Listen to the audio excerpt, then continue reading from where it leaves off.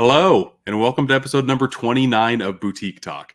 My name is Jake Boston, otherwise known as Steelbook Obsessed on all your major social media platforms. And if you want to listen to all things physical media related, then you've come to the right place. Every week, I have on a new guest to talk about their physical media journey. And tonight, my guest needs no introduction to my TikTok For You page, because whenever one of his videos pops up, I have to watch the whole thing through. He takes me back to my film studies days in college. It's Mark from TheThirdHouse. Mark, how's it going, man? Hey, how's it going, Jake? It's going okay. I'm very curious to see your thoughts on the Magnificent Ambersons, because before you brought it up, I had not even heard of this movie. I was trying to, I was trying to go into something that might play into our discussion about physical media. And I was also trying to pick a film that, doesn't get a lot of love, even though it does have a pretty wide release. So yeah, that's why I'm excited to talk about it. Absolutely, man. I am too. I'm excited to hear your thoughts because you must really love this movie. I feel a certain way about it. I don't know if I'm as strong as you, but yeah, I can't wait to kind of bust into it. But before we do that, I always like to shine the spotlight on my guest and kind of learn how you started collecting in the first place, how you started like falling in love with movies. Let's start with the collecting thing first. What gave you the itch to kind of start collecting a lot of the movies behind you that I see? I think collecting goes hand in hand with just being, if you get into something, if you go deep into something, you start getting into like almost fetishizing certain commodities. Like it's the same with sports, right? If you're into basketball, you start collecting jerseys, you start collecting cards, and the same goes for film. It's just like a physical outlet for your obsession with that entity. So I started getting really obsessed with, it started really mostly with movie posters first. Like when I was young, I was like, I'd ask the guy at the movie, hey, can I get those movie posters? And they'd be like, sure. It's like a torn up copy of, the Terminator 2 poster. Sure. Yeah. Mm-hmm. And then it kind of just now, I don't know, I don't want to age myself, but DVDs became like, they were in their inception when I started getting really into movies. Sure. So I remember going to this is way back at the mall. I go to the food court at the mall, and the food court was just restaurants, but there was one spot in the food court that was a movie shop. And it'd have DVDs and VHS, because VHS was still being sold at the time. And that was when I started really holding them in my hand. I was like, whoa, this is something special. Right. Well, very cool. Speaking, going back a little bit to movie posters, back in my college days, there was like a year and a half span to where I was a manager at a movie theater. And Amazing. It was like one of the best jobs I ever had. I still have a lot of movie posters from like, what was this, 2010, 2012 range. And then I also got grandfathered a lot of older posters from like the 90s and 2000s from the associate director, the branch manager, whatever you want to call it, whatever terminology, because they were just sick of them collecting dust. So he gave them to me. So I have a lot of cool ones. My favorite one is like Lilo and Stitch, where it's just a whole bunch of Disney characters on there. And they're like, who the heck is this alien guy? It's yes. I remember seeing that. So freaking cool. But it's amazing. That's I think movie artwork for posters is such a kind of not like, I think an overlooked art, because these companies pump them out, they send them to the theaters, they sit in like the boxes for, you would know, I worked at a movie theater too, so it was like they'd sit in the boxes for max a month, 2 months maybe, and then they just go either in the waste bin or they go into like a storage closet where they, like you said, collect dust. And it's like, man, people built they made those with like their their hands, like they really worked on those. And to see them kind of just in the shadows is, I mean, I wish I had more wall space in my place, because I have so many posters that need to be, but as you know, as a poster collector, the cost isn't always the poster. It's the framing. You got to frame the poster. For me, framing and real estate are like two that I'm just like, okay, I don't have a lot of either right now. I mean, the framing has to look nice, of course. I like the ones that kind of like open up on the sides. That's one we use at the movie theaters anyway. So that's just the ones that I really like to use. It's just very easy to flip in and out. And I think I only have like 4 frames up just because there's not a lot of room. There's room for other things. And I don't want my hobby to just kind of overtake my family stuff too. Just That's like, the no, other thing. yeah, you guys got your own thing too. I'll just have my corner. Yeah. It's like compromising between your own obsession and the family unit. It's like, we don't need that baby photo up anymore. I got a rare one sheet of Empire Strikes Back that needs to be on the wall. Like the upstairs is not my domain at all. I leave that up to my wife, and my kids have their rooms. I have like half of the basement totally taken over, and I'm okay with that. It has all my happy thought spaced stuff, and that's just where I go and kind of vibe out a little bit for sure. That's great. Yeah, and that's why I like to collect steel books too, because of the artwork. There's a lot of different artists out there that make original illustrations for a movie that I absolutely love that I've never seen before, and it just absolutely pops off that sucker. Big time. Like I've been noticing like a lot of these boutique labels just the people they're enlisting are so incredible at capturing the mood of the films. One of my favorite illustrators is Tony Stella. Shout out to him. He's a great illustrator. I remember following him on Instagram a few years ago, and I was like, I need this guy to do the cover of my book when I get my book finished. And then sure enough, like cut to a year later, and Criterion is using him for this and that. But he's just, there's just so many great artists that I think, when DVDs first came out and Blu-rays first came out, mostly DVDs, the studios would just be like, hey, we had no time or money, just slap on whatever the poster was onto the cover. And it was kind of just like a natural overlay from the theatrical release. But then, boutique labels started realizing, wait, this could be its own release. This could have its own entrance into the market and for, audiences to collect. Play and Archive also does some great artwork. Yes, they do. They from time to time dabble into steelbooks as well, and anytime they do, it's just the cases that it comes in are also just beautiful. Yeah, all of their releases are just great, man. I started with Criterion. One of the main things that kind of caught my eye for them was before I worked at the movie theater, I worked for Hollywood Video, and they had an entire Criterion section. And before that, I had no idea what that even was. But they had to have had 300, 350, 400 movies in that section. And you could not peel me away from that. I love film. I love learning about it. That's why I like your channel a lot, because it does take me back to like my film theory days back in college, where you could just like go with a like-minded group, learn about a particular subject matter, and just kind of drill down into it. And that's kind of what the Criterion collection is, in my opinion. Thank you, man. Yeah, that's part of my channel is I really do want to democratize information, and I don't want to speak down on the audience. I really just want to like, hey, this is something I found cool. Yeah. How do I share it? Because democratization of information is the key to an awakened, I think, culture, and just, opening people's minds up is part of opening the doors into the new era. I hope that's what's happening. But going back to Hollywood Video, is that an American? Is that because I'm Canadian?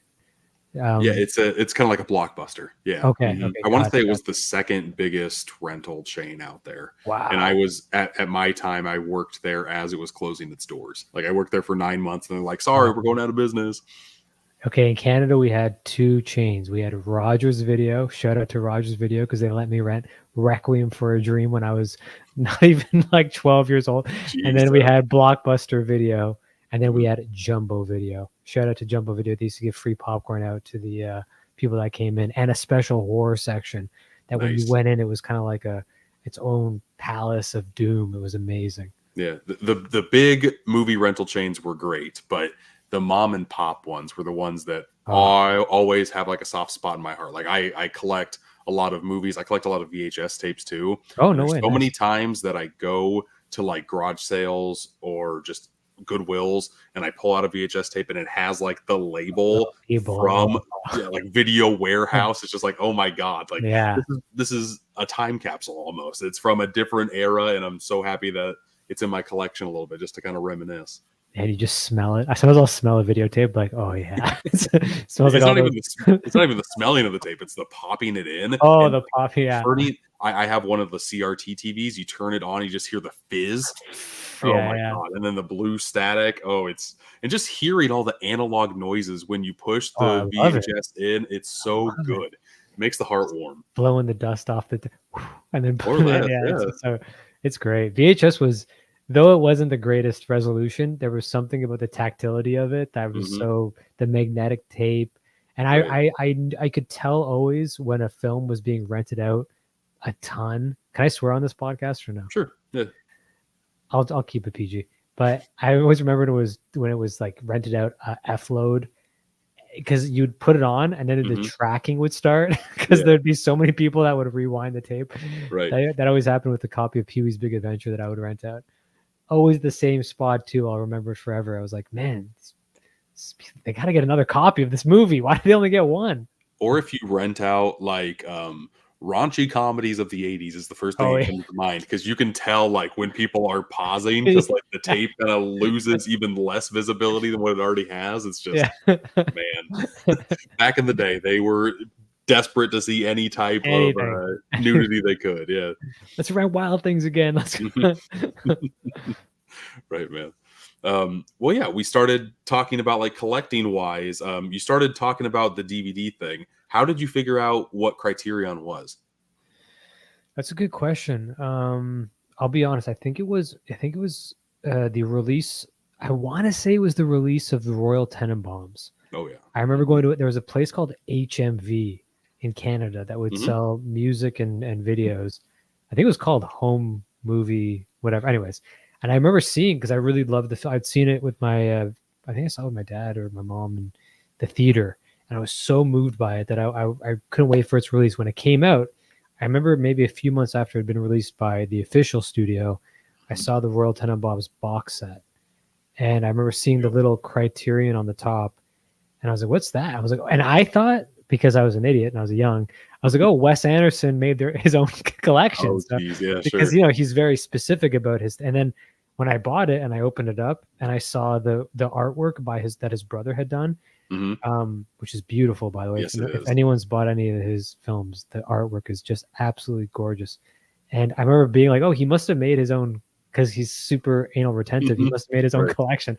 And then I clued in that it was an actual Criterion collection, and there was more films, and it kind of opened the doors to that.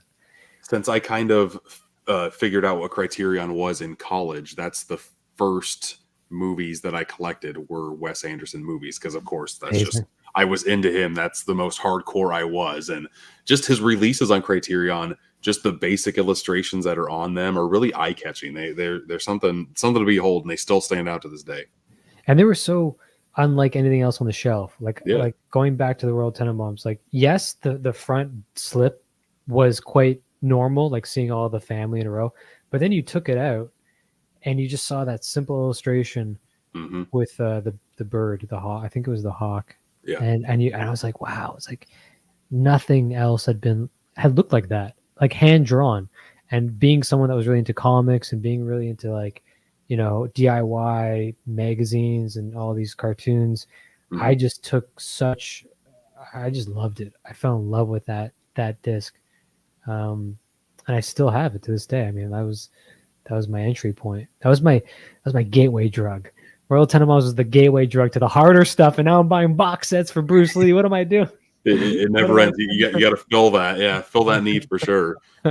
When Hollywood Video was going under, I grabbed like 15, 20 movies that I knew I just wanted to have forever. And one of Smart. those was the Rushmore Criterion DVD that they had, because it doesn't have the slipcase So that it good. was in, but it has like the original artwork that was in the sleeve, which was like stripes and Jason Schwartzman's character on the go-kart. Like I can remember Oh, that cover just because it's like one of the so first good. ones that I saw that I'm like, wow, this is something different, and I want more of this in my life. Yes. And I still think like it's always sad to me when I like, not sad, but I feel it's kind of tragic that you have this beautiful artwork and these criteria and all these boutique labels. And I'm like, man, some of this stuff should be framed. Some of this stuff should be in galleries. Like it's sad that it Absolutely. lives tucked away in plastic on my shelf, because Hmm. I know Days of Confused, they released the one with the poster and you can put up on your Yeah. wall. Hmm. But I feel like the stuff that these guys do, stuff that these folks do for all of these DVD releases are just above and beyond anything. anything that the studio, because in the 80s and 90s, I can't emphasize this enough to younger listeners, the artwork for VHS, not all of it, but a lot of it was so filtered through the studios and it just looked so generic. And the cover of 9.5 Weeks looked like the cover of another film, which looked like it all looked the same. And except for the Batman VHS, that thing looked totally different. I remember when Batman came out, and just the logo, yeah, the logo only that took up like a third of the third tape. of the poster. Yeah. I don't know whose idea that was. I don't know who greenlit that, but that was genius. I was like, wow. Yeah, but yeah, other than that, it was just like the most generic crap. And we really are in a peak age right now for like home, physical media. Boutique wise, like it has not been hotter in my opinion. Like the past couple of years, ever since COVID happened and like people started collecting stuff again because they couldn't leave their house. Yes. It's just been like go, and we're gonna take as much money of yours as possible, and they're just fighting with one another. It's like it's the opposite of a monopoly right now. It's like an open system to where like people, they're fighting for your dollar, and like they just keep on going above and beyond to try to grab every last red cent. And I love every second of it because I have so many. I grab a lot of them, as many as I can. I always find myself, they'll tell me in a newsletter, hey, this is coming out this day. Be sure to get on the site. And I'll 9 times out of 10, I'll miss it. And then I'll get there and I'll be like sold out. Because they do it like Vinegar Syndrome. Classic example. Vinegar Syndrome does like limited runs. And I want the limited edition. I don't want I'm a sucker. I fetishize this stuff. I want the limited slip case with the extra whatever. Right. I can never get it. And then I have to go to the resale on eBay and get like, gouged. For Vinegar Syndrome, out of like everybody, if it doesn't have a slipcover, I see myself like not wanting to grab it because the slipcover adds so much to their releases. They are so nice. So much. I love the slipcover. I know it's a waste. I know it's environmentally not great, but like I just love the look of a slipcover. Yeah, no, the artwork always pops. And speaking of that, tonight at 11 o'clock my time, they're doing their halfway to Black Friday sale. Oh, that's right. So everything is going to be half off, except for the stuff that came out this year. So I might get I might have to get phase 4. I've already got a few that I've been on. Yeah, I had their website's been down for a couple of days just getting ready for everything, but I had like 4 or 5 things in my cart that I'm hoping are still saved because I just want to click them, get out of there. Don't look at anything else because I don't want to spend a mint on this. It's an addiction. Listeners, be careful. Yeah, I learned about Vinegar Syndrome during their 10-year anniversary. Like they had a 10 for $10 sale where every day they would have 10 different movies for $10, and I think I spent $400-$500 because it was just so cheap, and I'm like, I'm never gonna get these as cheap again. That's where my mind goes. I like to save. I'm a huge bargain hunter for sure. Oh, same. I mean, we can go into that, but I remember being young in the 20s, because I'm in Canada. You guys have got to understand this. American listeners, you guys don't get it. In Canada, the Criterions cost way more. Oh, really? So if I order off Criterion, I got to pay shipping. I got to pay duties. I got to pay all this stuff. Oh, yeah. So what I would do, I remember like in my early 20s, I didn't have a lot of loot. I was working at a movie theater. What I would do is I would borrow my mom's car and go across the border to Buffalo. And just every time Barnes & Noble had the 50% off sale, all right, baby, I'm going to fill that tank. I'm going there. Because it was only like, 2 hours to get to Buffalo? Sure. It's nothing.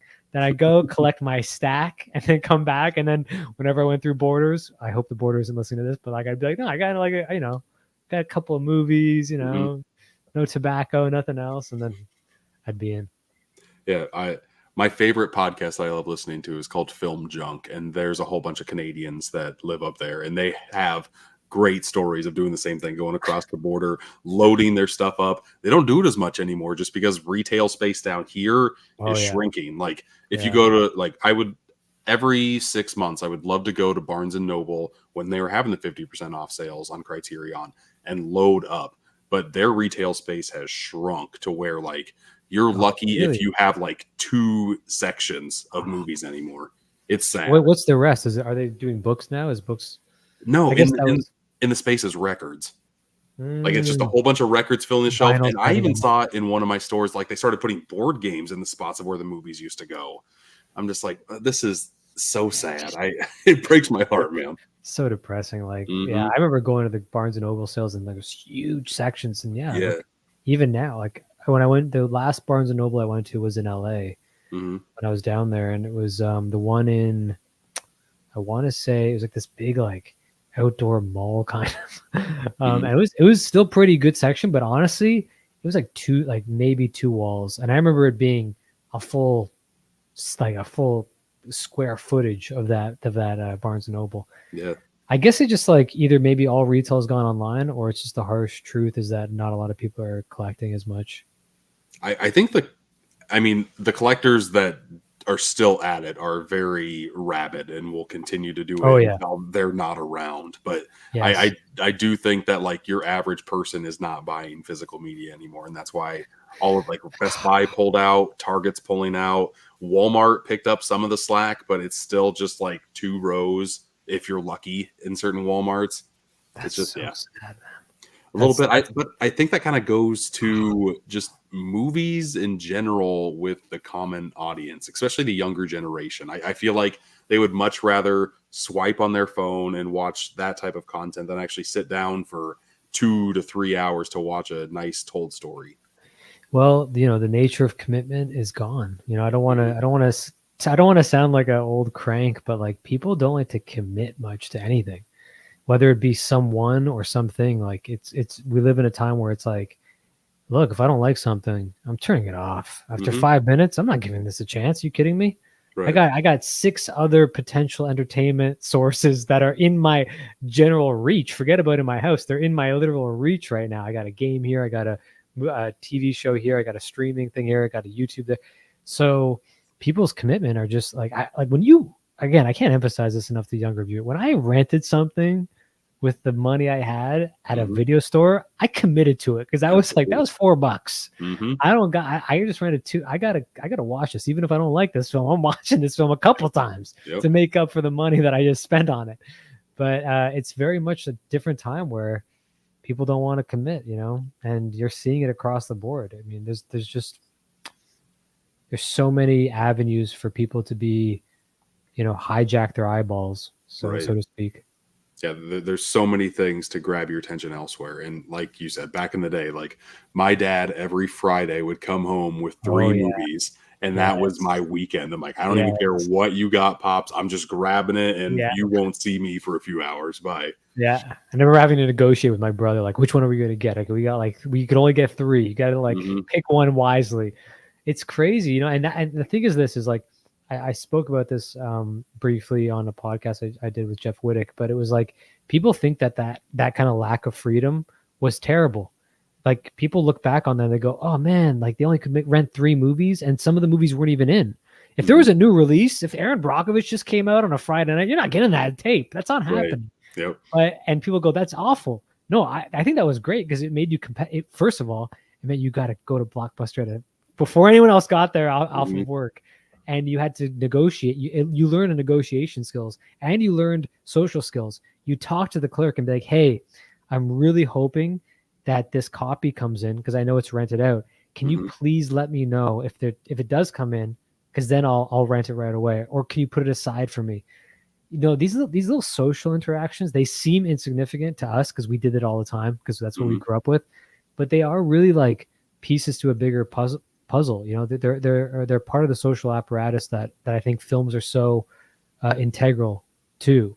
Yeah. Like this, talking about films, like Hmm. these are the things that we need to hold on to. And again, the lack of freedom sometimes does that in a weird way. It frees up a whole other domain of Yeah. social interaction. I would Sorry, I say just went a bit heady there.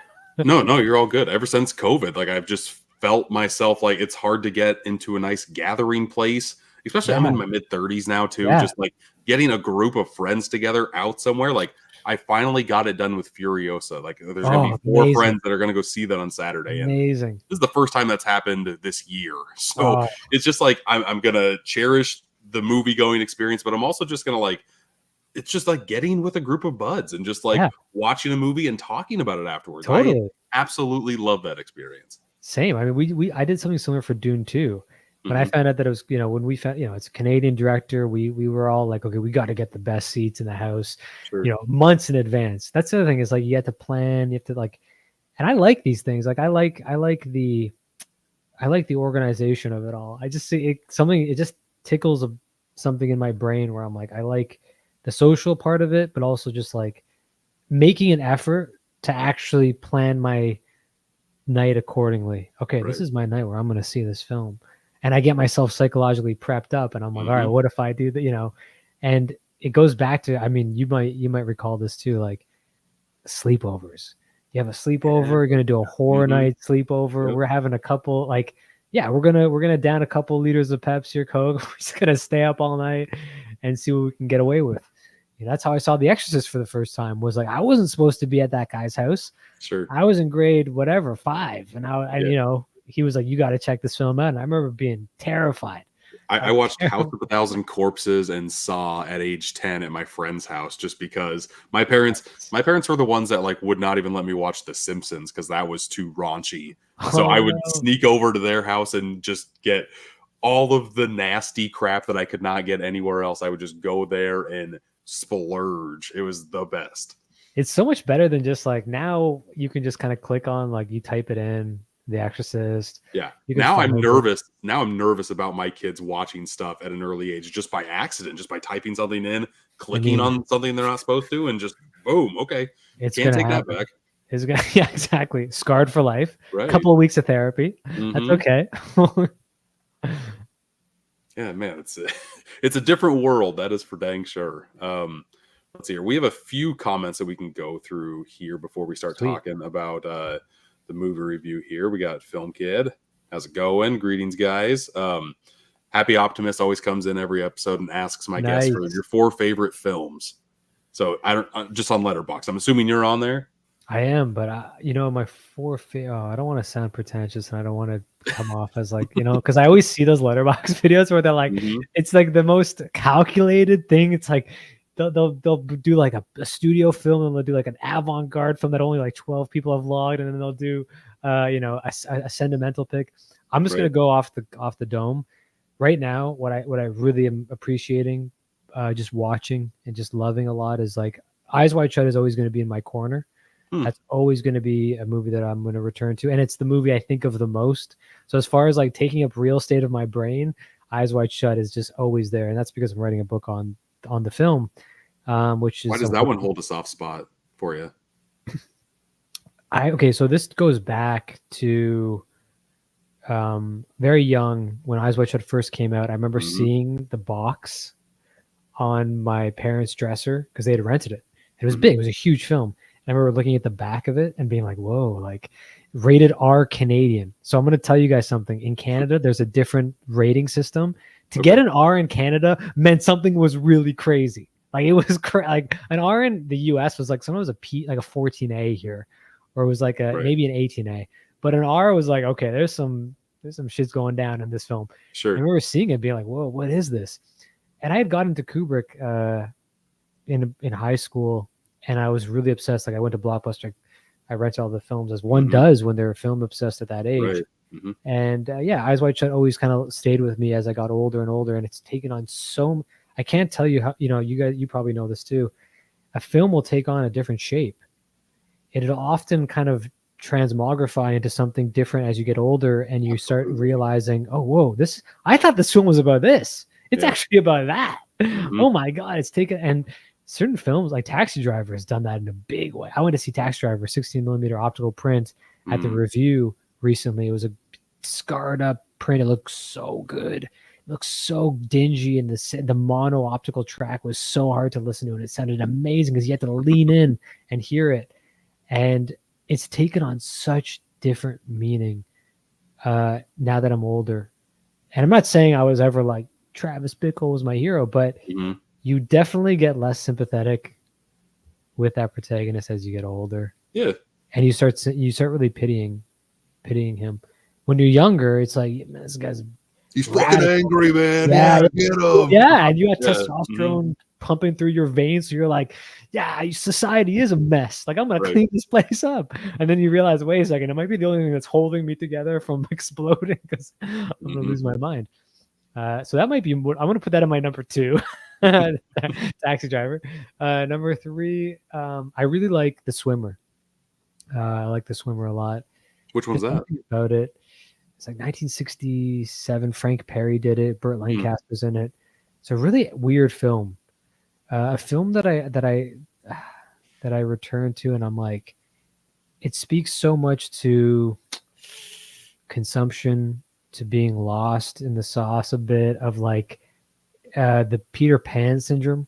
Okay. You know what I mean? Like almost kind of like you can't get out of that mindset of like, I'm going to be young forever. And like, Mm-hmm. surely this will go well for other people. Like, no, it's like, you eventually have to confront, if not death, then your own sense of time and be Right. like, at some Mhm. point, you got to stop dipping into other people's pools. You got to start living, but I've done I don't want to do all American films because there's so many great films from other places. I really like The Human Condition. I really like Kobayashi's. I like Masumura's Giants and Toys. Mhm. Let's put Giants and Toys as my number 3 Sure. instead of The Swimmer because I love Giants and Toys. I think Masumura is one of the most underrated Japanese directors. I think every film he did, from Red Angel to The Human Condition to everything he's done, has been a knockout. I don't think he ever phoned it in, and I think he was quite a revolutionary director. And then let's go somewhere else because I don't want to give. I'm trying to think of somewhere else we could go, like a place that like I just love going to see the films from. I mean, I love France. France is, but I guess I'll say it. The Grand Illusion by Jean Renoir. It's a film I return to a lot Mhm. because it speaks to me about. It speaks so much to. Yes, he's a nepo baby. I get it. He's Renoir's son. He's Renoir. He's the famous painter's son. We got it. But what Renoir did with the medium, as far as framing and as far as understanding the dynamic of the interplay between people and the human nature in the worst times. Hmm. How do we behave in the worst times? It's easy to make a film about people in the best of their times, but to explore, especially Europe at that time, and what was happening geopolitically, and being able to find the humanity in it all, and not being the callous cynic that a lot of directors were at that time. Mhm. And you can get lost in that. I know, especially being someone that's really more into like, ooh, artsy. Oh yeah, I like art films.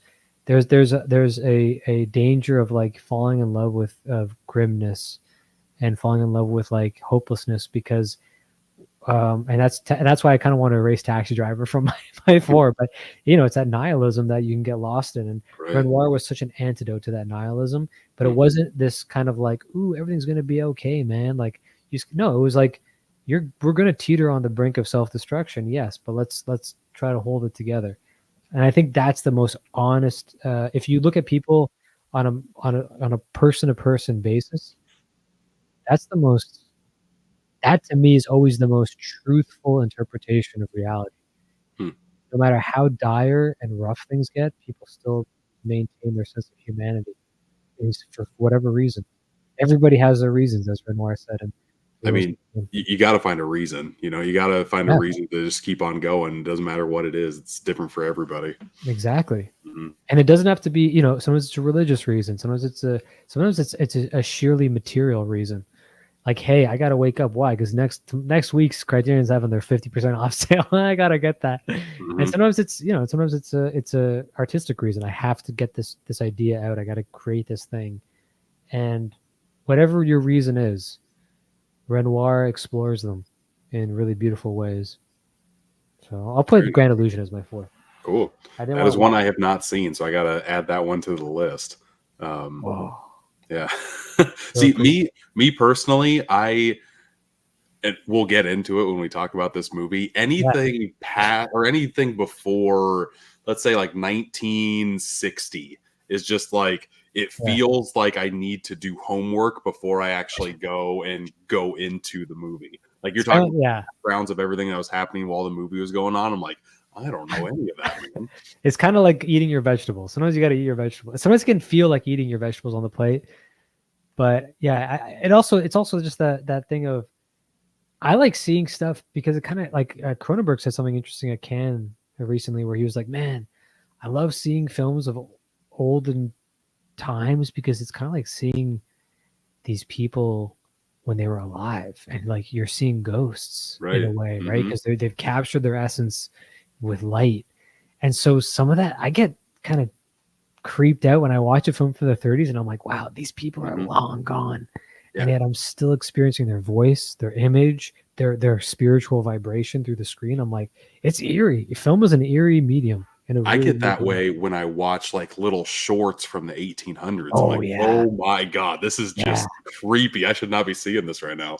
Or even like documentary footage of cities, like when like the car Hmm. just came out, and you're like, oh Right. my god, this is wild. People live like you Yeah. think about it, and it makes sense in your mind. You're like, yeah, people didn't have cars, but then you see it, and you're like, no, wait, people didn't have cars. People Yeah. Well, didn't have electricity for a while. this organically goes into some of the plot points I wanted to talk about in the movie. So Yes, let's just go and start talking about hell yeah, the let's do it. Magnificent Ambersons. Why did you decide to pick this movie out of all the ones that you have behind you? Why this one? Okay, well, the central reason, because you and I really appreciate physical media, Hmm. it was, I'll be completely candid, it was because it is such a testament to physical media. A lot of people who haven't seen if you haven't seen the Magnificent Ambersons, you really should. Not because it's the perfect film, but because it came this close to being completely unseen. And in fact, the version you do see is not the version that you should be seeing. Right. And the reason that is because when Orson Welles did it, uh, do you want me to go into this whole thing? But I'll give you No, the that central reason. please do, because I think it Okay. does need some backstory. I didn't know this before I pressed play on my Right. TV to watch this. And then while I was doing some research, I'm like, oh my God, okay. The way that this movie, the way I feel about this movie is solidified by some of the actions that have happened because of the making and editing of this movie. Yes, yes. So Joe Breen, who was the head of the Hayes office, for those that are listening, the Hayes office was kind of an office that operated in the 30s and 40s that wanted to maintain, like, they were a censorial board. They were like, hey, we got to make sure it met the Hayes Code. The Hayes Code was no cleavage, no reference to sexuality, it was basically like a means to maintain a certain status quo. When people say they saw a pre-code film, it means they saw a film that was conceived before the Hayes Code ever was created. Hmm. And Joe Breen was the head of the Hayes Code. He left the Hayes office and started and worked as the chief operator of RKO. And he was actually, ironically, a big cheerleader for Orson Welles to make Magnificent Ambersons. In fact, he recommended it to Schaefer, who was the producer behind it, and was like, Schaefer, let him do this. And Orson Welles at the time had done a radio play of the Magnificent Amberson, which was based on Booth Tilkington's novel. Right. And they were like, it's a no-brainer. Just make it, But there was some hemming and hawing. And Orson Welles was like, look, I will write and direct a third film for you for free if you let me do this. And they're like, done, under one condition. That condition was, you have to give us the final cut. The people that don't know the final cut is, very rarely does a director have it. A handful of directors have it. Fincher has it. Stanley Kubrick had it. It was basically, you got to decide what was the final cut before it went to theatrical release. And often when you'll get a DVD, you'll see director's cut or Apocalypse Now redo. That was the cut that the director was hoping that you could see, but you never got to see it. So Orson Welles gave up his final cut because he really wanted to make this film. He loved the story. It was a Pulitzer-winning novel, and he loved the story. So And beforehand, just to kind of ampersand here, he had yeah, Final Cut for Citizen Kane, yes, and the studios did not want to release it the way it was, but because he no, had Final Cut, it turned into the classic that it is today. exactly. Thank you for adding that. Hmm. And so they were like, look, just give us final cut. And Orson Welles reluctantly agreed. And they tried to buy the rights to it from Warner Brothers. Warner Brothers owned the rights to it. They had made and they gave it away to Schaefer. They were like, sure, just take the rights, because they had tried to make it. They tried to make it in 1924 with a film called Pampered Youth, and it just sunk. It did not do well. They're like, this is kind of an unadaptable book. So Orson Welles, hearing that, was like, all right, let me try. Let me have my hand at it. Hmm. They got the rights for basically nothing from Warner Brothers. They gave the rights to Welles to write it. Welles wrote the screenplay, and he got the DP. I don't want to go too far down the rabbit hole, but he got the DP from Night of the Hunter. Night of the Hunter came out a few years later by Charles Loudon, and Stanley Cortez shot this. It was like they couldn't get Toland, so they got Cortez. Something people don't know is that Wells. Okay, so I don't know if you've ever seen this in a film where you're seeing the perspective of someone as they're walking through. Wells conceived of that idea with Cortez, and they shot parts of the film like that because he wanted it to be some subjective essence of the that's film. part of my note. Sorry, I'm gonna cut in every now and again. By all means, cut Just in when whenever they're you want. walking in that square, the town square, Oh my blew god! my just. It looked so different, Oh my and I'm god! assuming that blew everybody's mind when they saw this movie back in the Oh, day. I mean, from what I'd read, the studio when they were on set, they were like, this kid's a genius." Now, bear in mind, Orson Welles and Stanley Cortez, they got into it because it was so hard to shoot this stuff. Because you got to think about it; these are 65-pound cameras that an operator would have strapped onto him with a bunch of wires and cables going down the staircase. Because he wanted to do the introduction to the Ambersons mansion all in one shot, a 10-minute take through a subjective perspective of the character. Crazy. And they couldn't even do it. They spent 4 days trying to do it. They couldn't do it. They're like, we got to give up. We can't do this. And, much to Orson Welles' dismay. But nonetheless, the producer's like, this kid's a genius. Keep in mind, though, Welles was 26 when he's shooting this. He's 26 when he's directing this. And the budget of the movie was $1 million because Citizen Kane did what it did. He was given more of like leeway with his second film. It's just, that's baffling to me. Exactly. And the reason he got that budget was because they thought he was going to be in it. They were like, Orson Welles is going to be okay, great. He pulled out last minute and he hired Tim Holt to be George Minifer or George Amberson, and that's the genius of Welles. He was like, he's like, yeah, I'll be in this, yeah. And then they get to like production. He's like, I'm going to hire this guy who is incredible. I think Tim Holt's fantastic. I think he's really good too. But it's this idea of he was so defiant. And so you asked me the question, why this one? It gets to the editing, and they rap, and they have Robert Wise editing it. Orson Welles hires Robert Wise. Robert Wise, by the way, went on to direct West Side Story, The Sound of Music. Like, he's a heavyweight. Right. There's some theories how he got that job. When Orson Welles was commissioned to go to South America to shoot another film for the Rockefeller Foundation, Robert Wise was left to edit it. And Robert Wise was basically working at the behest of RKO, and RKO said, recut this, and burn the negatives. Take all the stuff that he would, the one takes, all these beautiful, magnificent moments. A lot of it was the town, right? Because the film was supposed to be a story about the town. Yeah. It wasn't supposed to be just about the family. It's supposed to be about the town and the way it transforms over time, over the Industrial Revolution. So he goes to South America. Robert Wise chops it up. He's their hatchet man.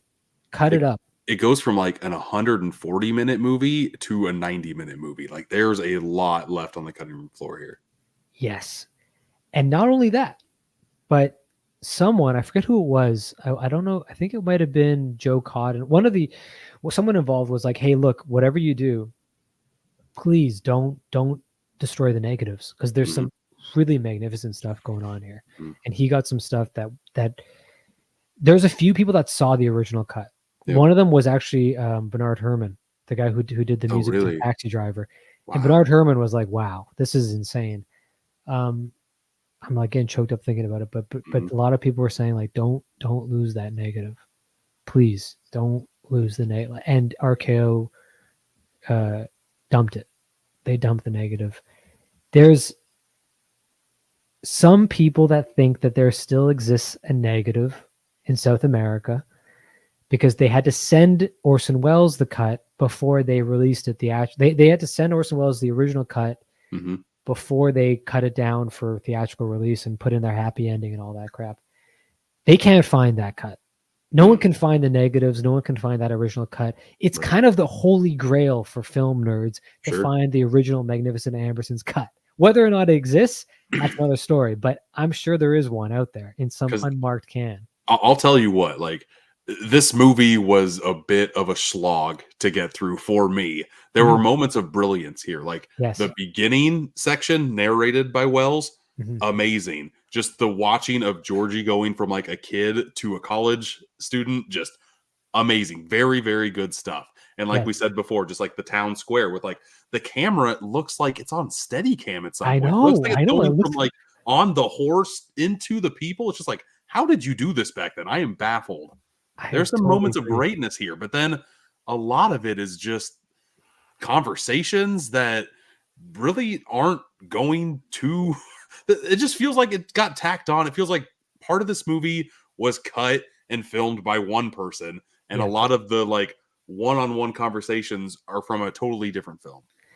Nailed it. And that's the thing, is it is a Frankenstein of a film because there's Mhm. so many hands involved. In fact, that last scene where I don't want to give anything away, but where they're walking down the hospital corridor, they reshot that without Wells, right? They said we need to slap on a happy ending. The reason they had to do that, this is interesting, is the day after they wrapped, guess what happened?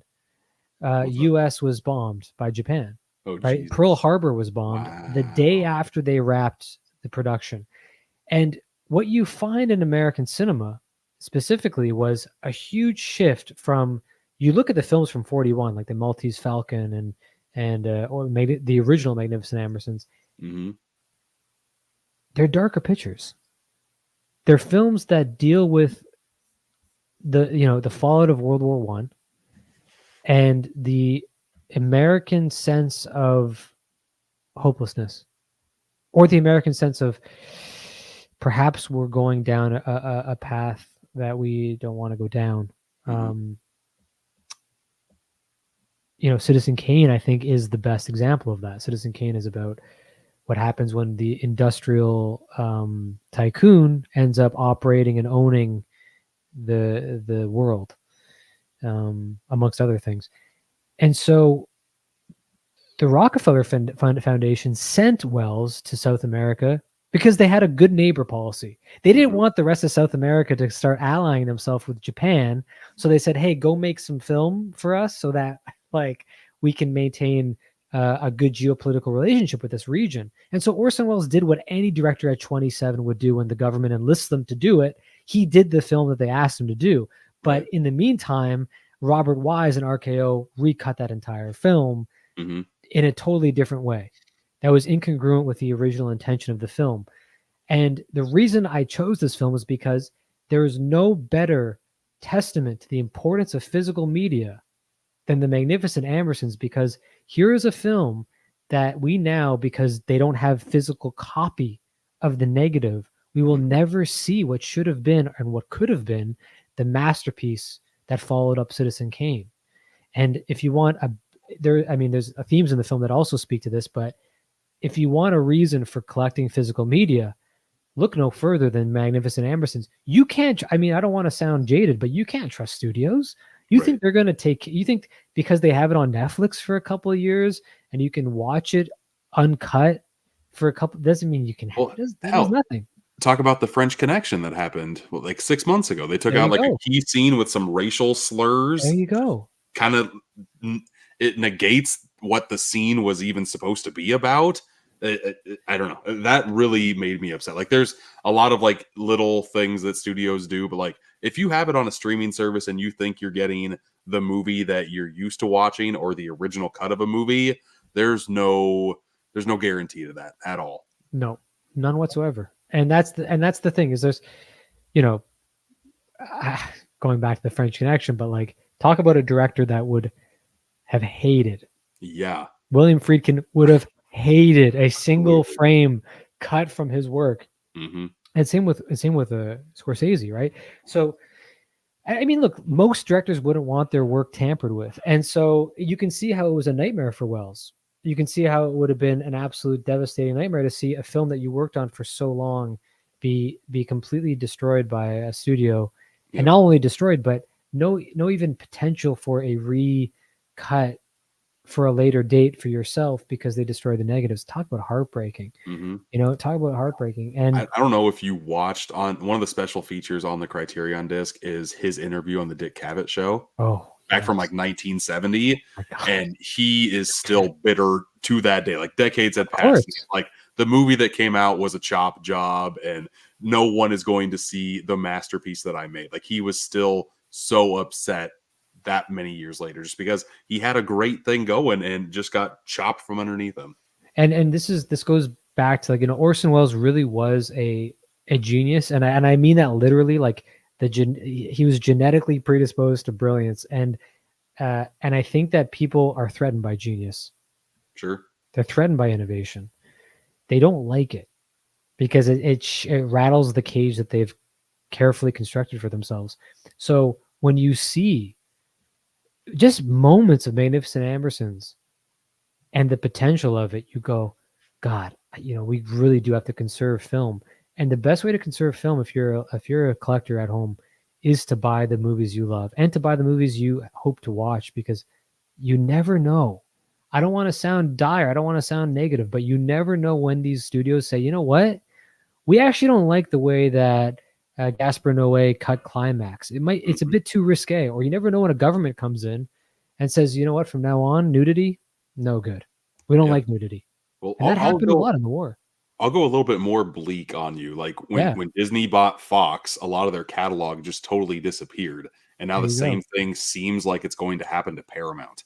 Oh, somebody's going to buy that and either like sell it off for pieces or just kind of take what they want and just like leave the rest to just kind of squander forever. And that makes me very upset. When I went to Los Angeles, the one studio tour I picked was Paramount because I've loved the history of their movies. It was great. Yes. And just to think about that studio shutting down and having a lot of their library just lost to time just makes me sick. And the film cans, like they take up a lot of real estate. And what do these film companies care about? They care about money. And so when it comes to preserving these films, well, we need a giant temperature controlled warehouse, which we don't have. We have, but we don't want to spend, because we got the shareholders meeting next week and they want to know why we have so much real estate. And then and so it becomes a numbers game. And if you really want to know just how, I'll put it this way. If historically speaking, they're willing to destroy films by masters like Jean Renoir with The Grand Illusion or The Magnificent Ambersons with Orson Welles, think about what they're going to do to films that don't matter as much. Think about what they're going to do to, like, oh, well, we don't have to really preserve that film because, it doesn't really matter that not that many people saw it. So yeah, I think it's just like, and then we haven't even entered into the actual film. We're just talking about the making of the film, but the actual film speaks a lot to this idea as well. That's the central reason, though, was to kind of like just look at the history, look at how this stuff operates. No, I love it, and I never put two and two together until you kind of like laid it out there so masterfully, and that's an amazing thing to have on this podcast. It's just like, yes, a reason to own physical media, because you never know when someone is going to take away something that means a lot to you. And exactly. And you don't want to be the making of this movie is an example of that. And you don't want to be Orson Welles on Dick Cavett just lamenting the fact that you lost it. Like, it's easy to kind of, oh, well, that's never going to happen. I got a hard drive worth of films and I got a computer worth of, my rips, my Blu-rays and DVDs. Okay. Here's a hypothetical. Electromagnetic wave washes through the earth and wipes out all digital media. And this isn't out of the pale. This could happen. What happens then? All your magnetic tapes get wiped out. All your DVDs may remain. Celluloid would remain because it's a non, it's pure, it's silver halide. It's pure material. It's earthy material, which is and don't get me started. I do want to start collecting 16 and 35 millimeter prints well because of that. Sure. Well, Tarantino has a huge collection. Yeah. Scorsese has a collection because, again, you never know. But DVDs DVDs and Blu-rays are an excellent means to hold on and to preserve things that you are carrying on a legacy. Del Toro said that in a tweet recently. He's like, you really are you're carrying the legacy of a story, and to do that, takes a responsibility. Yeah, I don't want to pontificate too much, but like, sometimes it's worth the price of it. Sometimes that steel case is worth it because it's got a special cut and a special deleted scene that maybe didn't get on to the next release. And now no one's going to be able to see that special scene that they released, And speaking of film, back in the movie theater days, like I was like one of the last dying breed people to actually like feed film through. It was the best. I have still on 16 millimeter the trailer for The Social Network because that's Oh like my one of my favorite god! trailers of all time. It's And I just the have best it. trailer of all time. Yeah, I I have it as think a it's the coaster. I'm just like, yeah, I want to have this physically in my hands forever.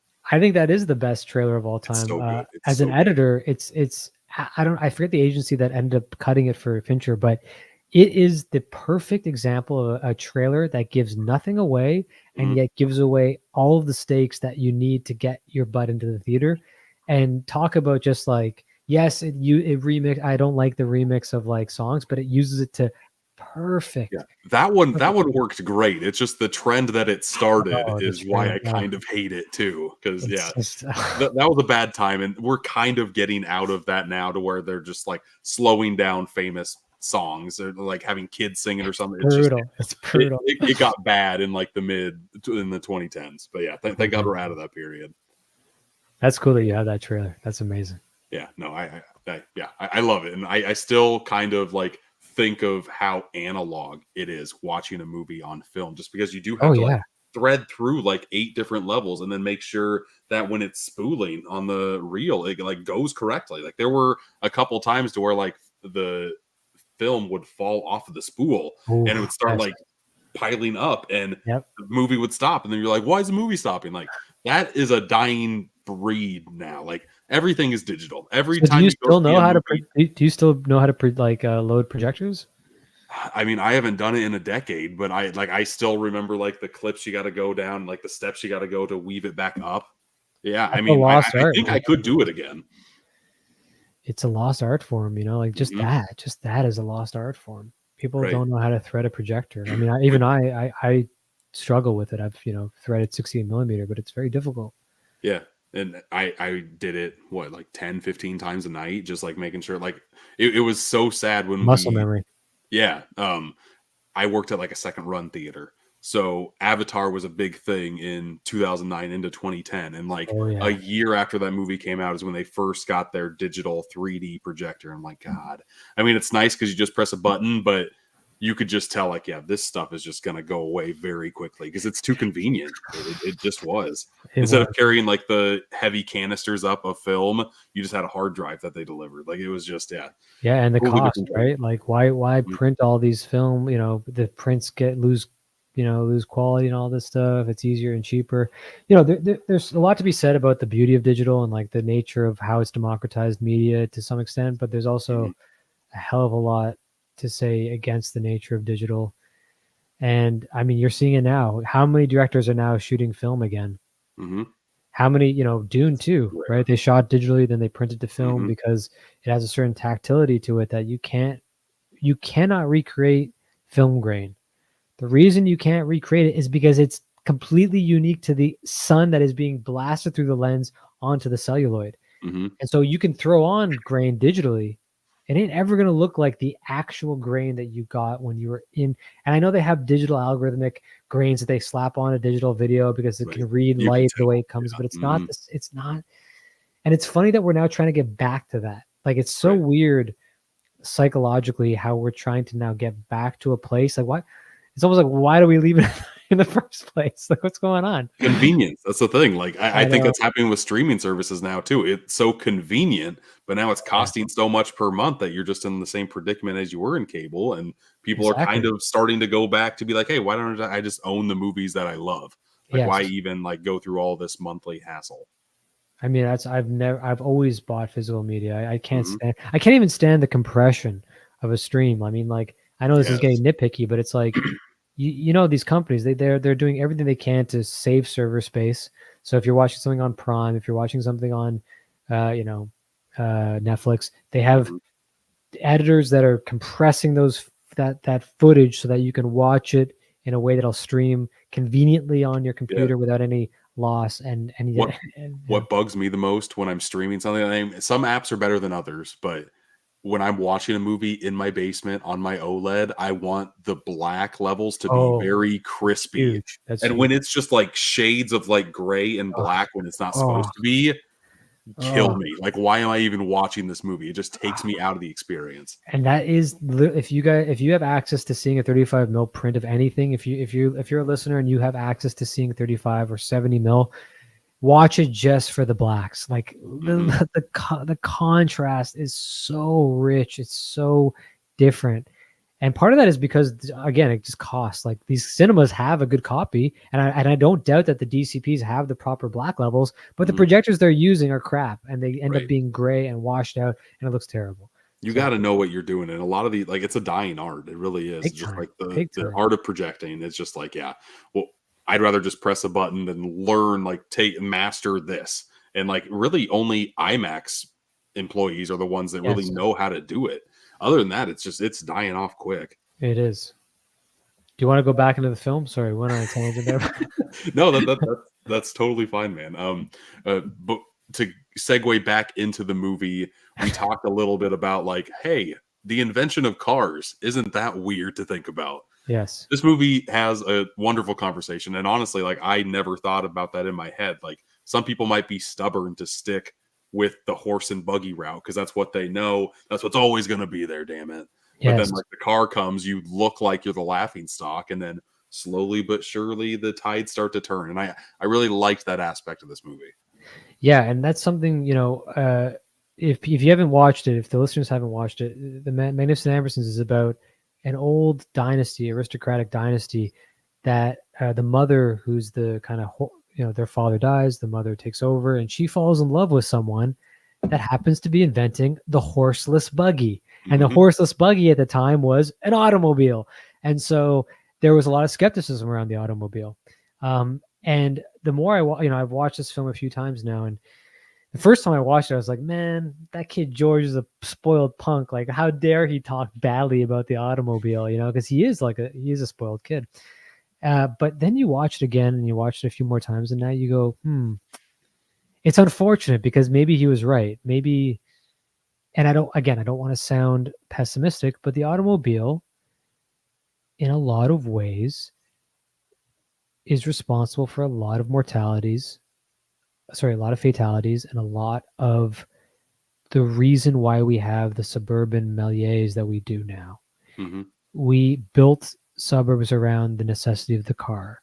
We built this atomized idea of the nuclear family around the car. We lost, and I don't want to wax too romantic about the nature of like the pre industrial days, because those days were certainly no fun either. But Right. you kind of understand why he kind of was skeptical about it, and Hmm. why he mocked that, and why Joseph Cotten, the character who plays the inventor of this horseless carriage, is kind of an enemy and a kind of a threat to the nature of that family, but a necessary threat.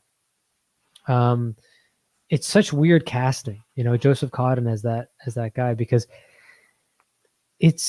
he plays it almost in a way that you're like, I kind of like this guy, like he's not that bad. He's actually kind of sweet. I think as the And movie goes on, it kind of goes into that. I mean, as soon as he is introduced in his college age, well, first the kid age, the kid Georgie, what an ass hat that he kid looked is. like Oh my Mr. god, Burns when they have the old photos of Mr. Burns. He's he got the looks like lollipop. little Debbie. Yeah, Yeah, it's it just looks like like the. what is going on here? And the zingers that he's throwing, those Oh are yeah, super. yeah, Hey, yeah, yeah. they're sharp, man. He's just insulting people, and then there's like, he's got no respect. And that's the other Right. thing is like, I think Orson Welles obviously had a personal connection to the work, because he Mhm. was the l'enfant terrible to the industry. He was a bad boy that no Mm. one liked, and he was Right. rapacious and very stubborn, and people were like, hey, quiet that kid down. And it's a far cry from the novel, right? Because in the novel, this guy's an asshole. George is a Mm. complete and utter dick.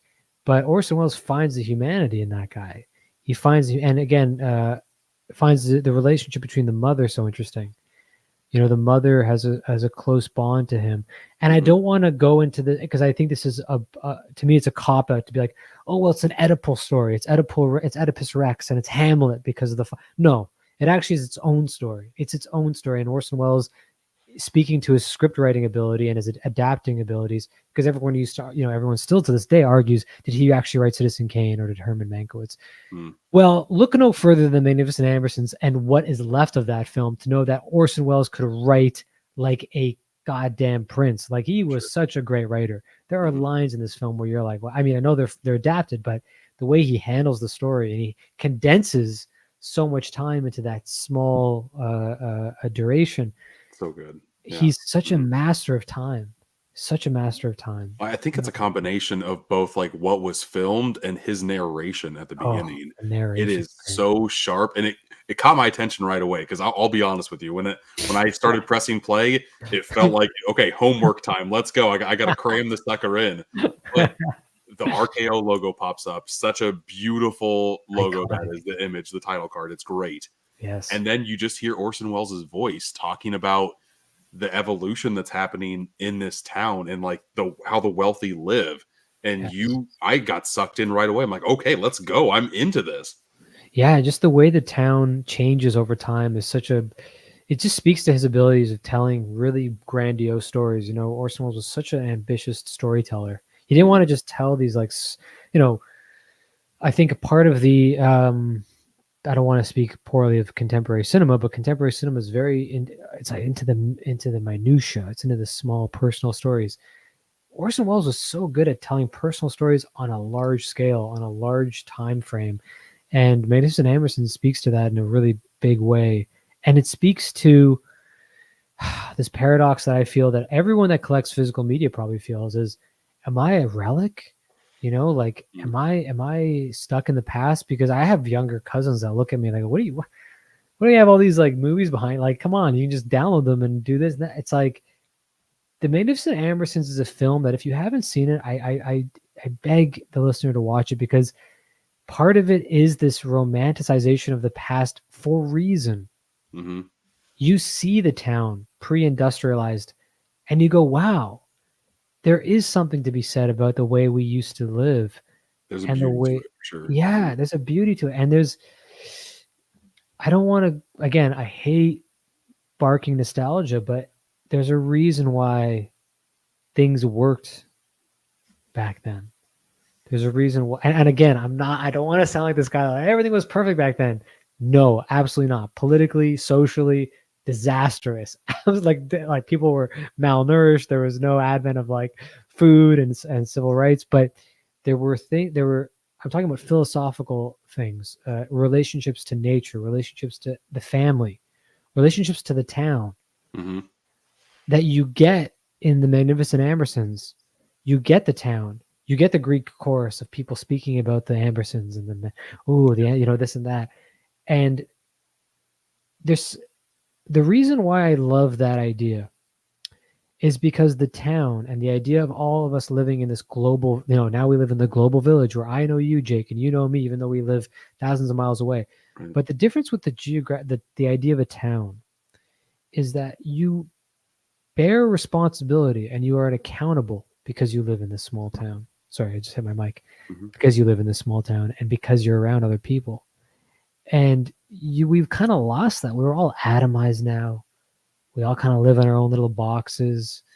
We don't have the sense of, I don't want to say social camaraderie, because we do have that, but there's a reason why social isolation is on the uptick. And this existed pre-COVID, but COVID just exacerbated it.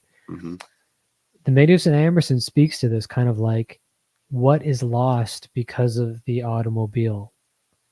What is lost when we lose, this is the horse and buggy behind me right here. I don't want to say that, but that's the horse and buggy. And the kid with the Neuralink is the horseless buggy being like, what? You're watching physical media? I got all the movies in my brain. I just go through, I sort through, oh, that Orson Welles thing, and I just watch it. And you go, wow, yeah, I am the horse and buggy.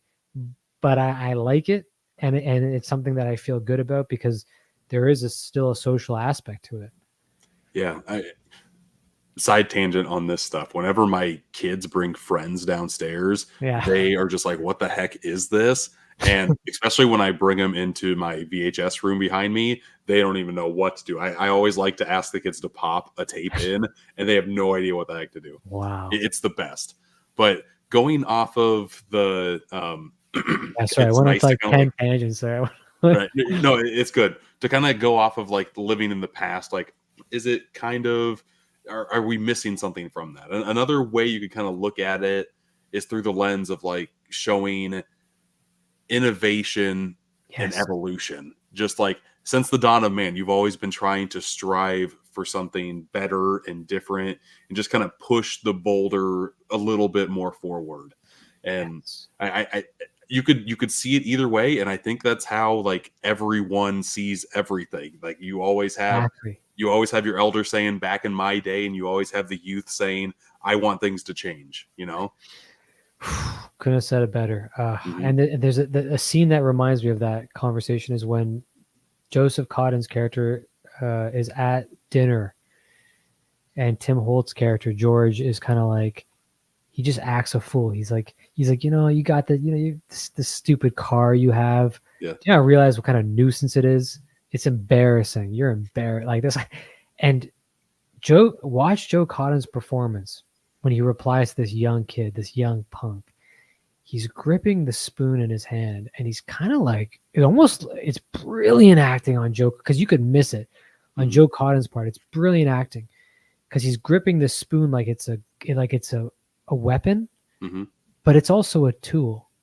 And that's what and going back to what you said, the tool is an innovation. It's our humans' want for the new and the prosperous, right? Like maybe this will lead to a greater civilization, but it's also the tool that ends up killing, right? It's the thing it's the bigger and badder weapon. It's going from the the ICBM to the nuclear arm. And it is a paradox that you see, and you can really see Orson Welles' influence on Stanley Kubrick, because Stanley Kubrick's Barry Lyndon is straight out of Magnificent Ambersons, the nature of the family, and 2001, right? 2001 is one of the best examples next to the Magnificent Ambersons of, and they're both so similar. They both were so technologically innovative and changed the game forever. And yet we're so nostalgic. We're so had a romantic idea of the past. And when you blend those two things together, you get incredible, just electric results, because someone, and I don't think this is a coincidence, Orson Welles and Kubrick were both historians. You know, they both really understood history. And that's what gave them the ability to innovate. And the people that innovate the most are those that understand history. They understand where they came from to get to where they have to go next. Right. And the Magnificent Ambersons, 2001: A Space Odyssey, Back to the Future. You know, if you really want a contemporary or a more contemporary example of this, is that blending of the past Saturn and the future Uranus, like these two things colliding. Right. I don't know. It's a paradox. Like, what do? Do you just let the car take over? I don't know.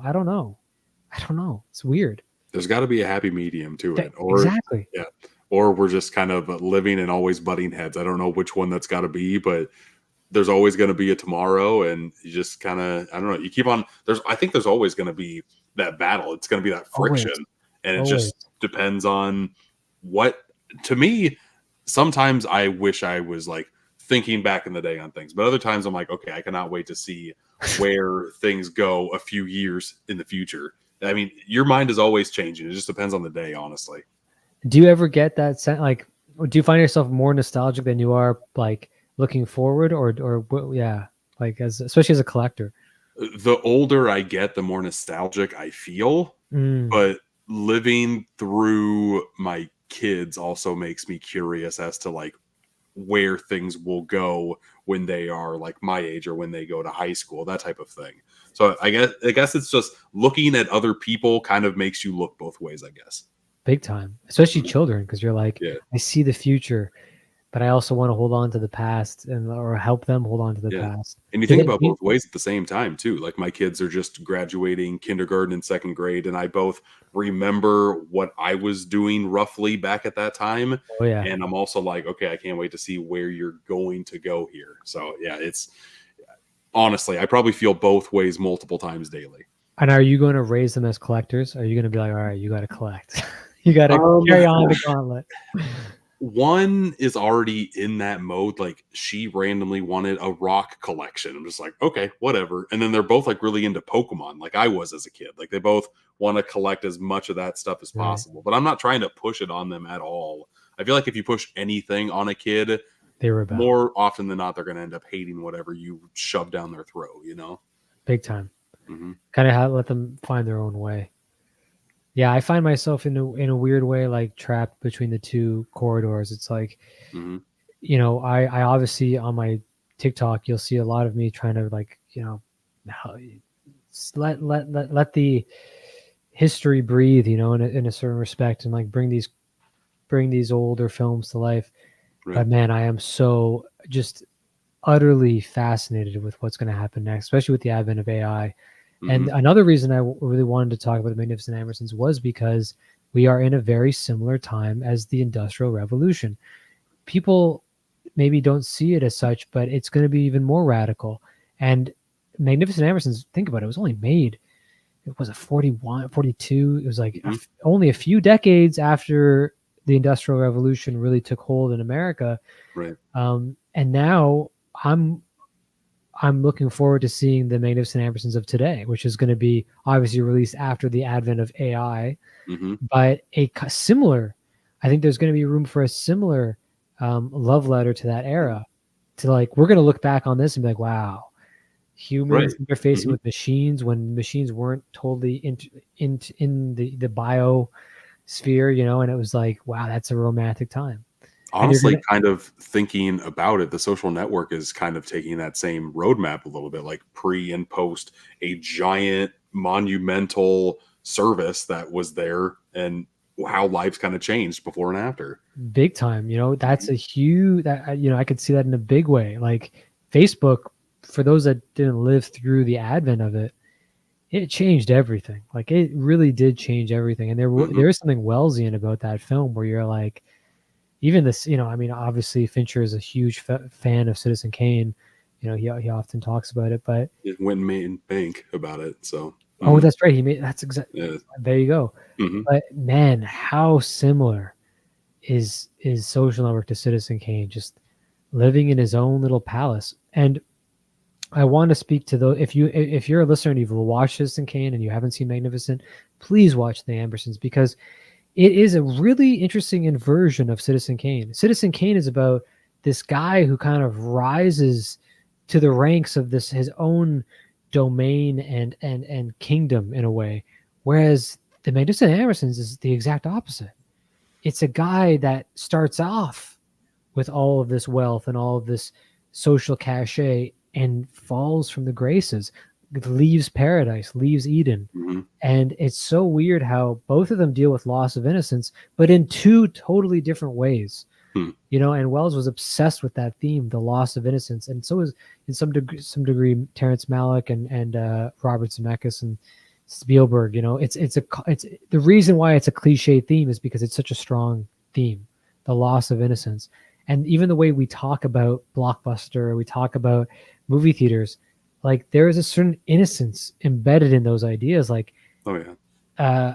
just and again, I don't want to romanticize it, but there is a romantic nature to like going through the doors of a physical space and seeing someone behind the counter and reading the back of boxes. Yep. And You're entering a world, if you will, just like yeah, something that you kind of think about, like you're excited to go to, and that's just not available in the physical space as often anymore. It's kind of unfortunate, but again, it's another reason why you kind of put the nostalgic goggles on and just want to kind of go back, step in time a little bit. and I don't want to give away the ending, but the irony of the ending is obviously like not lost on anyone. But at some point, and maybe it's only you don't, you know, you got to be careful with what you put out there. You know, like if I'm really scared of AI, well, guess what? AI is gonna take over and kill you. Mm-hmm. You almost want to be reluctantly optimistic and hope that it's not gonna like eviscerate everything that we love, Hmm. from physical media to like physical people, like going to a theater Right. with smelling other people in a movie theater. Mm-hmm. and feeling things in the same space. And I know I sound like an old man, but there is a communal aspect again to the Magnificent Ambersons, the town, the way the town transforms from the beginning to the end. The beginning, snow and sleighs, almost like a Dickensian novel, or sorry, a Dickensian picture. It's actually funny that Norman Rockwell designed the poster to the film, because it really? isn't very much a Norman Rockwell kind of idyllic Sure. Yeah. portrait of America. Mm-hmm. And then look at the last frames. The last frames are gothic. They're sad. They're sad. You know, like I'm Mm-hmm. reminded. I don't know if you guys are, if the listeners are fans of Robert Crumb, but Robert Crumb had this beautiful. He did this beautiful kind of like 9-panel comic about the history of America, Mm-hmm. and it's just this beautiful barren landscape. And then the last landscape is just this industrial wasteland where there's wires and buildings, and there's no blue sky to be seen. Mm-hmm. And you go, oh, we've hit all these technological peaks and we've really made it. Congrats, humans. We have electricity, we have running water, we have all of this. But at what cost? That is always the question at play with Magnificent Ambersons. Like, right. with every great, I think, work of art, is like, at what cost are we going down, you know? See, this is why I wanted to have you on the podcast, because you made me think about a movie that I watched and thought was okay, and just completely blew my mind. And we talked for over an hour about just how it kind of like can make you think about life outside of that. And you talked about irony of an ending. I took that, like, there's the ending of the movie, Yes. but then there's like the ending of the actual, like, once it goes to black. Yes. You have Orson Welles talking, saying, I'm the writer and director of this movie. Yes. And it's just so sad, because at the end of the day, that got taken away from him too. But yet they still like stick that on there. It's just like a dagger striking you. It's so, you know what? It's so true. It's like, it's the most tragic film, even with its happy ending, which they slapped on, which again, Wells was not there for. Joseph Cotton and I forget the other, is it Anne Baxter? Agnes Moorehead.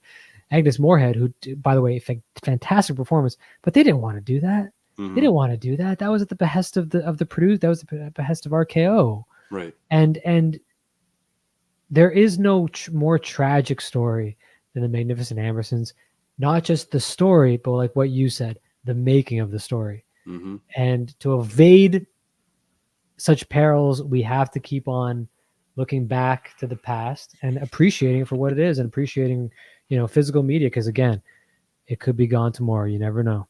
Absolutely. And with physical media, you can kind of dive into getting those making of stories as well, with the special features. Just seeing, like, that's what I love. I love a movie that I love getting as much information on it as possible. I love digging into the special features. I love listening to podcasts about movies. And look at that Criterion edition of the Magnificent Ambersons. And those that are listening but not watching, there's a beautiful booklet that's included in this case, which is the manuscript that Wells wrote. If you want to know what the story is, it's right here. It hasn't been lost. It still exists. Oh, that's and great. Criterion did a fantastic remaster of the film. It looks gorgeous. And I just want to do a quick shout out to someone who wrote I think it was Jason Ledham or Jeremy Ledham. He wrote a fantastic essay in this, which if you guys have the Criterion or don't have the Criterion, I implore you to get it, based on this one essay alone. It's just, it's one of the best writings on cinema maybe I've ever read. You can read it for free actually on the Criterion website.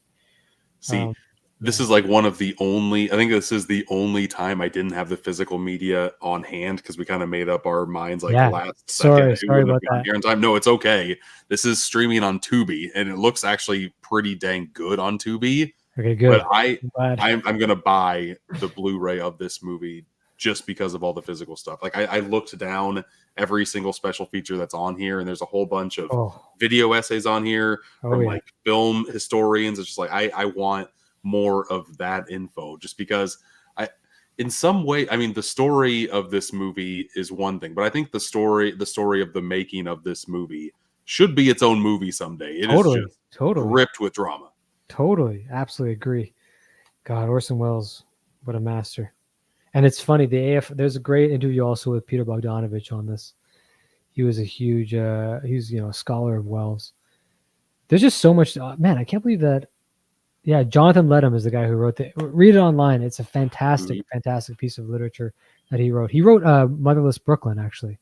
Did you ever see Motherless Brooklyn? Edward Norton was in it. I've heard of it. I haven't seen it. Yeah, it was good. It got a limited release, but it was actually quite a good film. But he wrote the book that it was based on. But yeah, again, that film was very similar to this story. Anyways, yeah, I went on so many tangents, so I hope it made sense. No, it's all good, but all of it kind of wind back together, and that's kind of what we were talking about here. Yeah. No, thank you, Mark, for coming on the podcast. It has been an absolute pleasure talking about the movie with you, talking with you about just kind of your history. Is there anything you want to plug before we get out of here?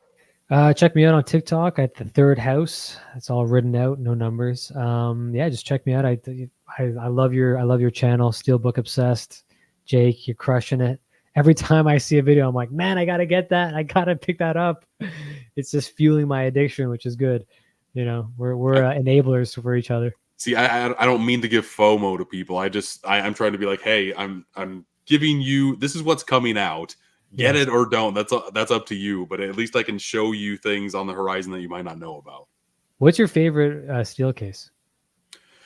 Your house is on fire. You can grab one or two. I gotta grab the first one I ever had, which was Django Unchained. I found that at a Target, and that just kind of grew my obsession of this movie. But there's a Mondo steelbook of thing, which I just absolutely love. That the imagery is so like simplistic yet striking and bold. I just it's great. The thing is so good. It's such a fantastic film. Could rewatch that a million times. Did you have this? Let me ask you, do you have this? The Book of the Dead? No, but I want that so bad. I've heard that over time they start to like fall apart.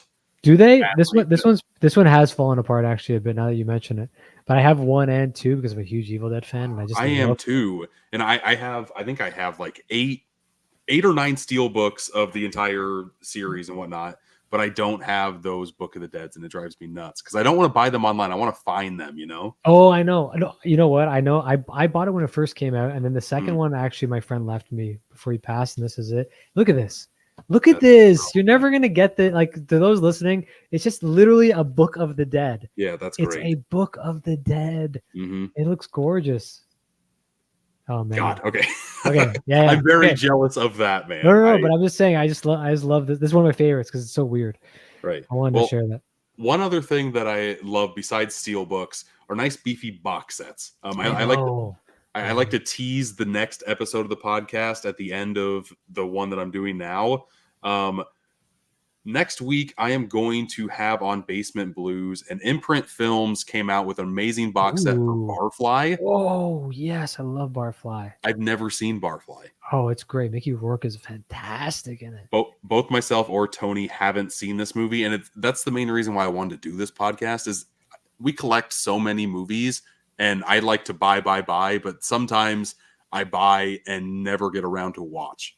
So Barfly is just one of those movies that I've heard okay things about, but I haven't heard a lot about either. But the box set of this thing is absolutely stunning. It comes with a documentary included as well.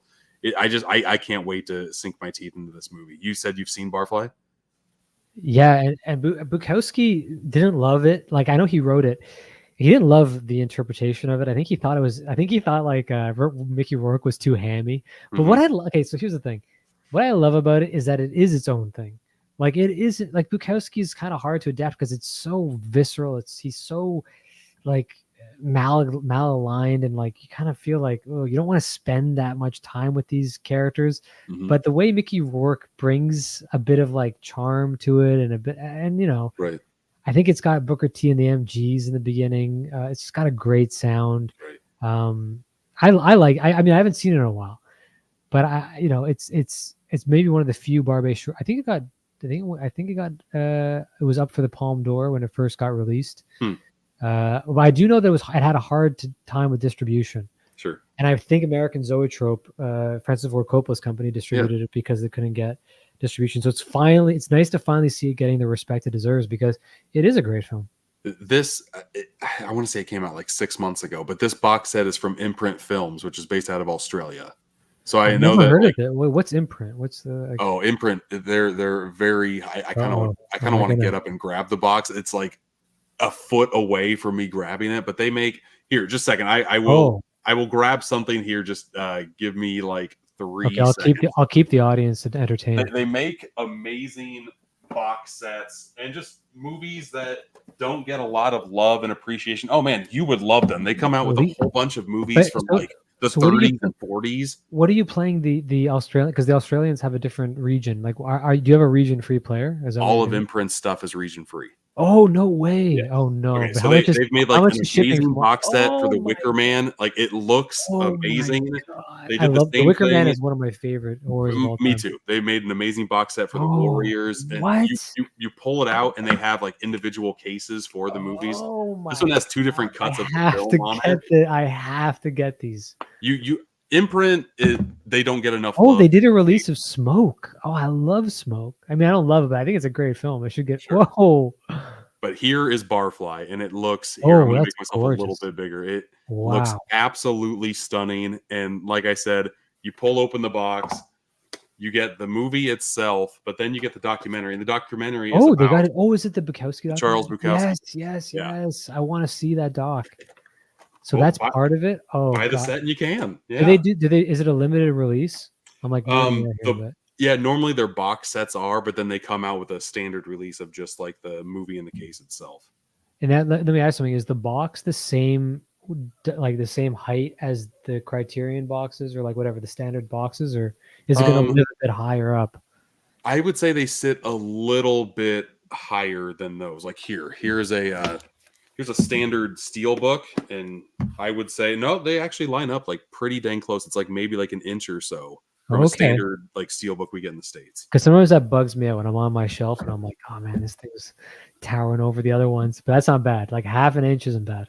I have all of my boutique labels like on different shelves, so that doesn't bother me too much. I don't have that shelf space, man. I got to get more shelves. I'm literally building more shelves in the room behind me just because I'm running out of space myself. So are you building them in your garage, or what are you doing? Oh no, the room behind me is like my VHS area, and I used to have video games in there too. I don't really. The video games was like in my 20s when I had time to do that. Yeah. So I took that stuff out. Yeah, and I'm making more shelves. I made these shelves behind me too, just like So how'd you build them? It's like faux. I'm gonna make a video on this on my YouTube page, but the board that I use is like a plastic deck board. Okay, cool. That I cut, and then I just have the L shape things that you just kind of poke in there. Damn. I don't know. It's very basic and pretty dang cheap too. Like the set behind me maybe cost $100. Oh, that's amazing. Yeah, that's incredible. Yeah, I gotta get more shelf space. I mean, I have so many DVDs stowed away in a garage that I'm like, right, because I can't put, like I just have no space. And again, this is the paradox. Like, I love physical media, but physical media takes up space, and you gotta have space to collect. Absolutely. Well, I'm glad that I was able to get you onto Imprint, because I think you would fall in love. I'm already looking at the website. I've already looked. The card is already full. The credit card has already been charged. I'm awaiting delivery. They tout themselves on having worldwide Blu-ray exclusives of movies from like the 30s and 40s and 50s. Oh my god! Oh, they did the Prisoner release. Oh my god! They've done a lot. But the Australian dollar is kind of strong, no? Is it not? Like, let me see what the Australian dollar is like. It is. It's yeah. Okay, it's similar to Canadian dollar. It's similar to the Canadian. Okay, sure. Okay. Mm-hmm. Okay. For me, I have to like really love the movie in order to kind of like, especially shipping it overseas and everything. That's not cheap either. But oh my god. Yeah, make it worth it. Buy multiple titles. But there's no U.S. retailer that's selling Imprint. There's not to my knowledge, no. I mean, there might be some on like a Diabolic or something like that, but online. But this is really a boutique label that really hasn't launched off the ground. That and Umbrella. I feel like Umbrella is finally getting the love they deserve with their releases this year. But Imprint is still just kind of, I feel like they're the Kino Lorber of Australia almost. Right. They kind of put out a little bit of everything. Yes. Yeah, that's the vibe that Imprint gives off to me. Like it's not selective of genre. It's like I know Umbrella's doing a release of Late Night with the Devil. Yes. They're doing. Are they like mostly horror? Is Umbrella mostly horror? No, Umbrella's all over the place. They like my favorite box set that has been released this year is of Super Mario Brothers from 93, 94. Oh no way! Have That's you? a film that I would love Wait. to Okay, before we revisit. go, I have to show you this one as well because it's That's a movie that I would love to revisit. To those that are listening, Super Mario Brothers was a really big bomb. It was supposed to be a huge hit for the studios because the game was so because it's popular. Mario. And it was Mario, but they ended up getting this really avant-garde director by the name of Annabelle Jankel, who was like a music video, like They did the Max Headroom. Headroom music video, yeah. And then Rocky Morton, and these two were just like off the wall. They were crazy. Sorry, show that.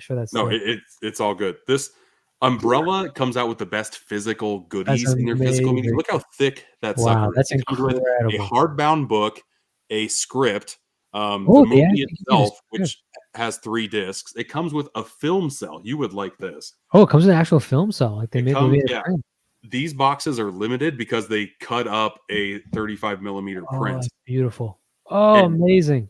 This is like magnetized, so you can actually take it out and feel the strip, like the little frame itself. It's just what? So good. Yeah. Umbrella is my favorite boutique label going right now, just because of the love and care they put in all of their goodies, like their extras that they put out. And to those that haven't seen Super Mario Brothers, it's way better than the new one. I love Super Mario Brothers. Like that's one of the movies that I loved growing up as a kid. Oh yeah, I remember. So when that box set came out, I'm like, I have to have this. It's not even a maybe.